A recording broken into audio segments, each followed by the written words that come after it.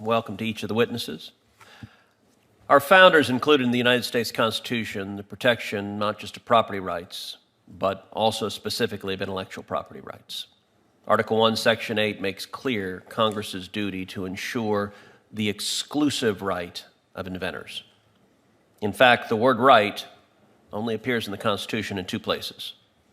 First, and forgettably, in a subject heading describing the rights of members of Congress.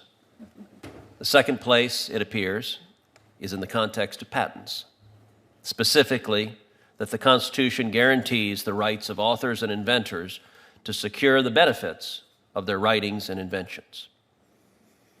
I have some concerns when those rights, which often amount to a person's livelihood, can be stripped away by unaccountable bureaucrats, not elected, nor appointed by the President, nor confirmed by Congress.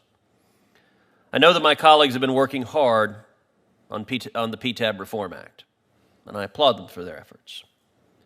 I'm sure they would agree that their bill is an important one. And as such, I would hope they would likewise agree that any bill that would significantly alter the patent landscape, affecting billions and billions of dollars a year and implicating America's national competitiveness and maybe even our national security, should be entitled to a full and fair markup hearing.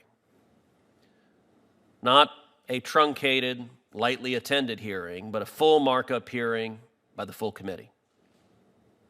When the stakes are so high, as they are in the context of billion-dollar patents, the cost of unintended consequences could be disastrous, not just for inventors and companies, but for America. And so I would urge my colleagues on the Judiciary Committee, particularly Chairman Durbin and Ranking Member Grassley, to schedule a markup hearing on this bill for the full committee. I do have significant concerns with PTAB itself. Its origins are somewhat suspect. Google, which enjoyed an amazingly cozy relationship with the Obama White House, sent their deputy counsel and their head of patent strategy, Michelle Lee, to head the PTO and establish PTAB. Interestingly, PTAB became a very friendly forum for Google and other big tech firms to challenge the rights of inventors. For example, in 2020, PTAB found 84% of the patents it fully reviewed to be invalid. And many patent owners that successfully defend their patents against big tech in district court are immediately dragged before PTAB, where they have to defend it anew. Big tech obviously loves PTAB. 18 of the top 20 filers in PTAB are big tech. Out of the PTAB petitions filed by the top 10 petitioners during 2021, Samsung, Apple, Google, Intel, and Microsoft collectively accounted for 81% of all such petitions. But it isn't just big tech that loves PTAB. China has also found PTAB is a useful tool towards invalidating American patents. Chinese companies such as ZTE and Huawei are prolific petitioners at PTAB.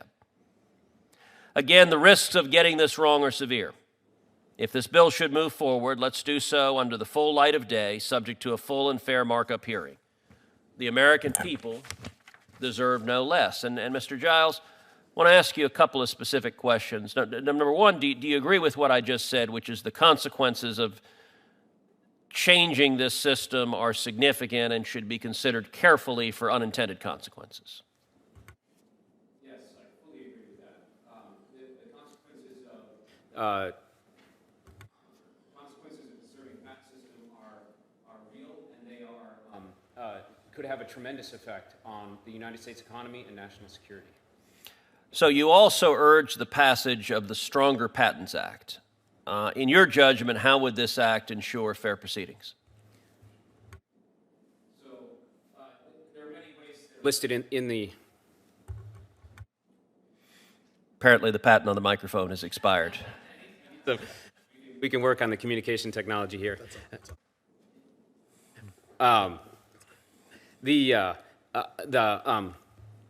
Okay, so there are a number of things laid out in the Stronger Patents Act. One is increasing the burden of proof for PTAB proceedings. Another is limiting the number of proceedings that a petitioner could bring. You can't bring subsequent proceedings. You can't bring multiple proceedings at the PTAB to serially attack and to continue to attack patent rights and put smaller companies at a disadvantage. And there are a whole number of other protections laid out in the Stronger Patents Act.